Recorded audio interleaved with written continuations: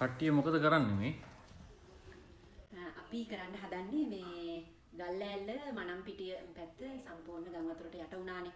ඉතින් ඒ පැත්තේ ඉන්න මිනිස්සුන්ට අපේම කට්ටියට අපිට පුළුවන් විදිහට උදව්වක් උපකාරයක් කරන්න තමයි මේ හදන්නේ. ඉතින් ඒ අයට වැඩිපුරම අවශ්‍යතාවය තියෙනවා ඇඳුම් පැළඳුම් වල ඊට පස්සේ පොත්පත්වල දරුවන්ගේ පොත්පත් පෑන් පැන්සල් ඒ වගේම අච්චු පොත් පවා දිය වෙලා තියෙන කියලා තමයි අපිට ඉගෙන ගන්න හම්බුනේ. ඉතින් ගෙදරට වමනා කරන බඩු, පොට්ට, පැදුරු, තව ලෙෂ්ෂීට් මෙන්න මේ වගේ දේවල් දෙන්න පුළුවන් නම් පුළුවන් කෙනෙක් සහයෝගයක් දක්වන්න පුළුවන්. ඉතින් කැමති කෙනෙක් ඉන්නවනම් අපිත් එක්කත් එකතු වෙන්න පුළුවන්. අපි හෙට දවසේ තමයි යන්න තීරණය කරගෙන ඉන්නේ.